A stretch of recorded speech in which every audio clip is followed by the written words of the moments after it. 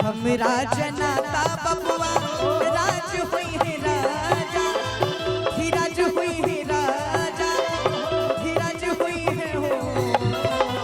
हमारा जनाता बबुआ राज काफी बढ़िया एक्ट्रेस राधा जी ने हम सबकी बीच आइल बाड़ी, ओकरा से आग्रह रही रहो आगमन मंच पे होके। लेकिन जोन पहिलका हम सोहर गई ऐसन मनोहर मंगल मूरत के बाद जुग जुग जिया सुललनवा। अच्छा ओ में एगो लाइन बाटे बड़ी प्यारा, अरे नकिया तो हवे जैसे बाबूजी की अखिया हमाई के हो। जैसे बाबूजी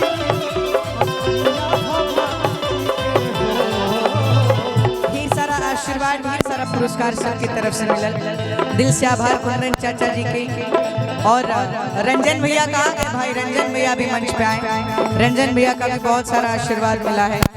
और चाचा जी चाची जी दोनों लोग आप लोग 2 मिनट के लिए जरा आगे आगे चलत रहे के बाद। और बबुआ चाचा जी की गोद में बानी चाची जी बानी ऐसे नकिया तो हवे जैसे बाबूजी की अखिया हमाई के हो। नकिया तो हवे जैसे बाबूजी के अखिया हमाई के हो। ए लल्लना ए लल्लना। और जितना लोग बाएं साइड बैठल बाड़ी जा आप पीछे आवाज सुनाई देता नु रवा लोग के ना सुनाई दे तो बुआ लोग कैसे ऐसे जा मंच में। तो आप लोग से आग्रह बाटे दोनों हाथ के उठा के और बबुआ खाते एक बार आशीर्वाद के रूप में ताली बजा के बबुआ लाल भइले उलवा के दीपक मनवा में आस जागल हो। बबुआ लाल भइले उलवा के दीपक मनवा में आस जागल हो। बबुआ लाल भइले उलवा के दीपक मनवा में आस जागल हो।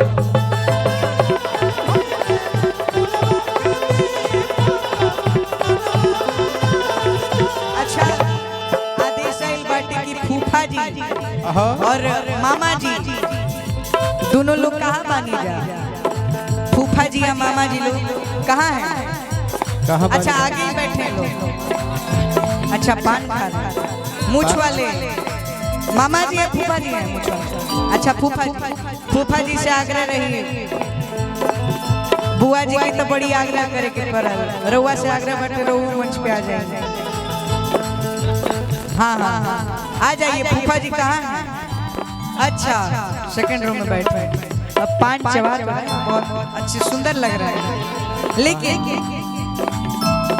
कहे के बात आजू के दिन रतिया लुभावन हो।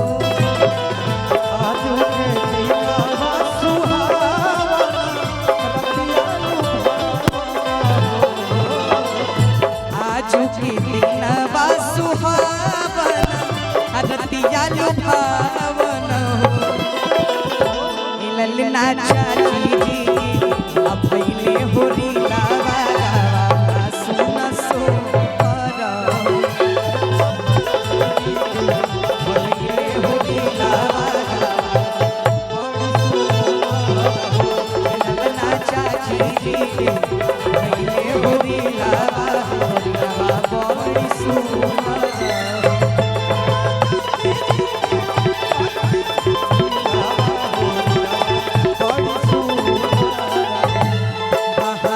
आजू के दिन सुहावन रतिया लुभावन हो। आजू के दिन सुहावन रतिया लुभावन हो। मामा जी हैं फूफा जी ये मामा जी हैं।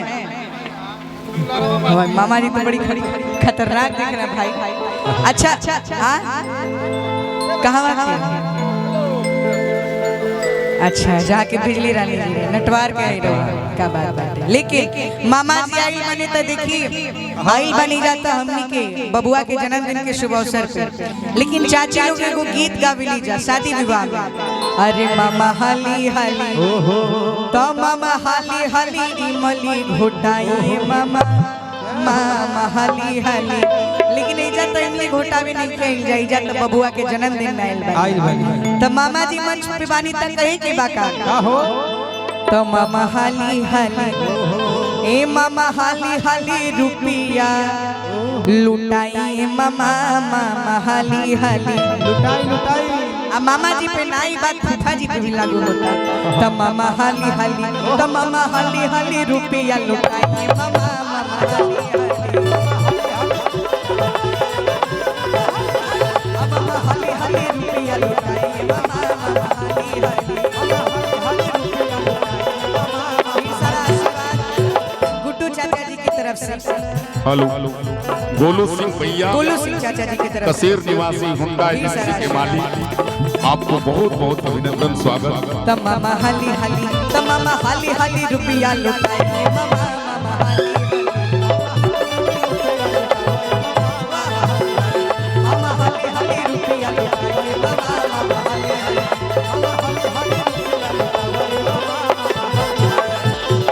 हमको तो लगा था मामा जी कुछ नहीं देंगे, लेकिन मामा जी की तरफ से ढेर सारा पुरस्कार मिला है। फूफा जी पीछे हैं, अच्छा पीछे उड़ गए, कोई बात नहीं। ढेर सारा नहीं, फूफा जी की तरफ से आशीर्वाद मिला है भाई। लेकिन दूसरे वाले जो फूफा जी हैं वो जैसा फूफा के गेट वैसे इंडिया के गेट मामा हाली हाली। अरे फूफा जी कहाँ गए जो बाई साइड में? थोड़ा सा आगे आ जाए, थोड़ा सा आगे आ जाए। देखिए गावल वाला ये परंपरा हटे हमने के बिहार में, पूरा मत मार फूफे खाली एक मामा जी रहा। लेकिन और जैसे इंडिया के गेट वैसे फूफा के पेट फूफा हाली हाली। जैसे इंडिया के गेट वैसे फूफा के पेट फूफा हाली हाली। अच्छा पुरस्कार तो मिल गई, लेकिन जब इतना फूफा जी लोग आए बनी जा मंच पे गार्जियन जी के आगमन प्रणाम। अच्छा प्रणाम बाटे कुंदन चाचा जी के फूफा जी हम सब बीच बाबा के प्रणाम बाटे, ढेर सारा आशीर्वाद। लेकिन जब फूफा जी लोग बानी जा मंच पे तो तनी ठुमको लगावल जाओ। सही बात बा। कैसे? तब फूफा हाली हाली ठुमका लगाइए फूफा फूफा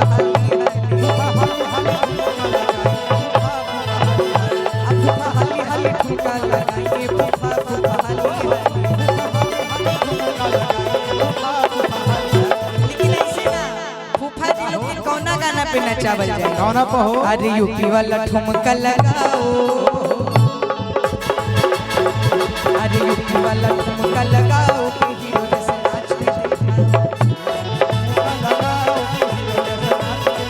अरे नाच के दिखाओ फूफा नाच के दिखाओ, नाच के दिखाओ फूफा नाच के दिखाओ।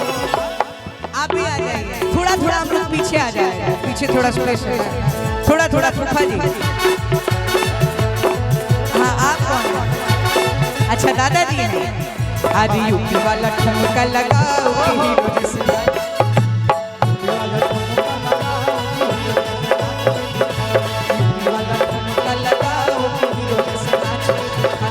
नाच के दिखाओ बाबा नाच के दिखाओ, नाच के दिखाओ मामा नाच के दिखाओ। आई आई मतलब अभी बुआ लोग आई बड़ी जा साड़ी पहना दिया जरूर के। अरे नाच के दिखाओ मामा जी नाच के दिखाओ। बड़ी शर्मिले हैं, शादी ब्याह हो गया है? नहीं इसीलिए ना नहीं हुआ, बताइए।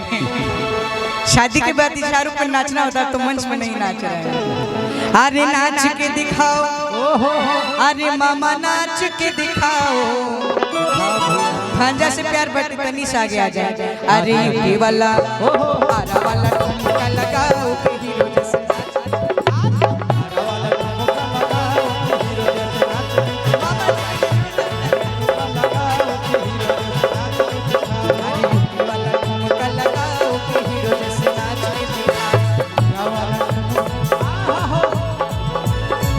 अरे बबुआ के मुखड़ा लागे चांद जैसन कृष्ण भगवान जैसन कृष्ण भगवान जैसन हो बबुआ के मुखड़ा लागे चांद जैसे भगवान जैसे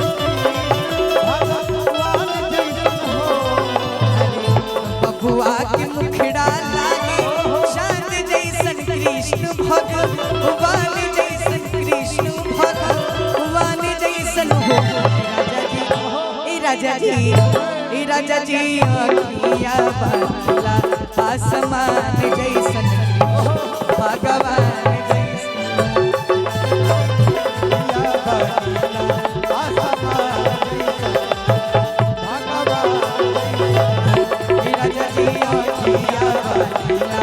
आसमान जैसन अच्छा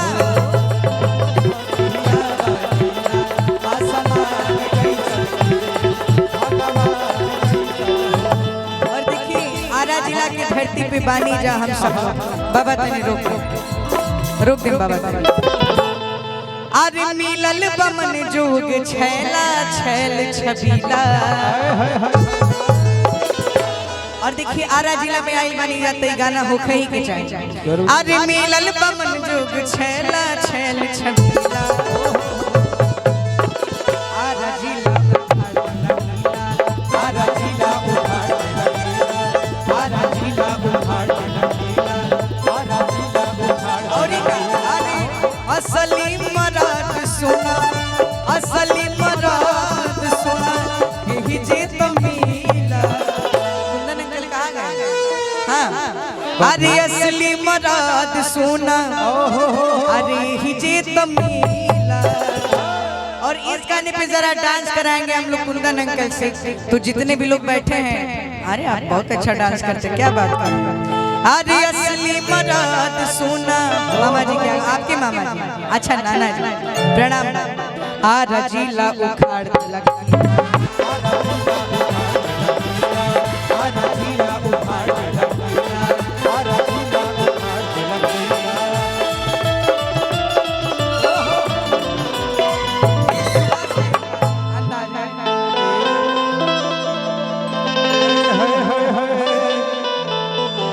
क्या बनल नहीं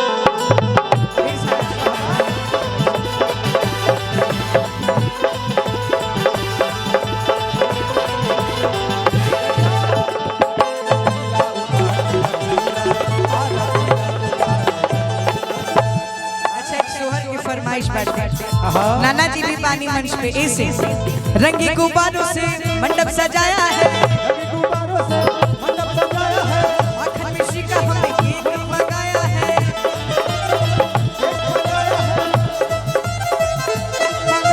और साथ ही साथ बड़े पिताजी और बड़ी मम्मी का भी आ गया बाबा ओ रंगी गुब्बारों से ये मंडप सजाया है माखन मिश्री का हमने केक मंगाया है इसको चखेगा शाम हम सब बोलेंगे हैप्पी बर्थडे टू हम सब बोलेंगे हैप्पी बर्थडे टू हम सब बोलेंगे हैप्पी बर्थडे टू शाम सब बोलेंगे हैप्पी बर्थडे ओ रंगी गुब्बारों से मंडप सजाया है माखन मिश्री का हमने केक मंगाया है इसको चखेगा शाम को सब बोलेंगे हैप्पी बर्थडे टू सब बोलेंगे हैप्पी बर्थडे टू सब बोलेंगे हैप्पी बर्थडे टू शाम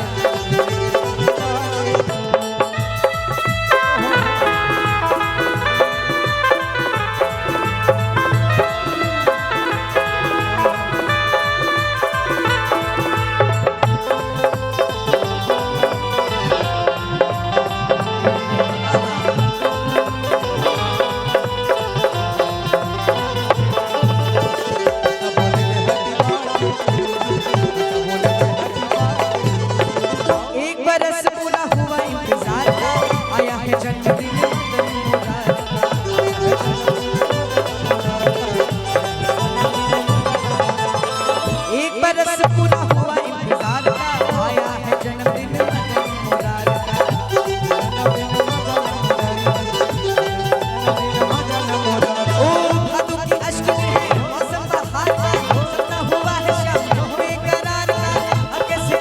रहू रहू रहू रहू सब बोलेंगे हैप्पी बर्थडे टू यू हम सब बोलेंगे हैप्पी बर्थडे टू यू हम सब बोलेंगे हैप्पी बर्थडे टू यू हम सब बोलेंगे हैप्पी बर्थडे